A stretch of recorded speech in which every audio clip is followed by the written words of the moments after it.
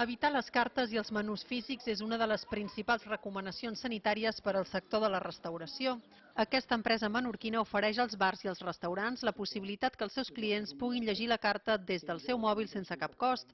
La contrapartida per ells és doble.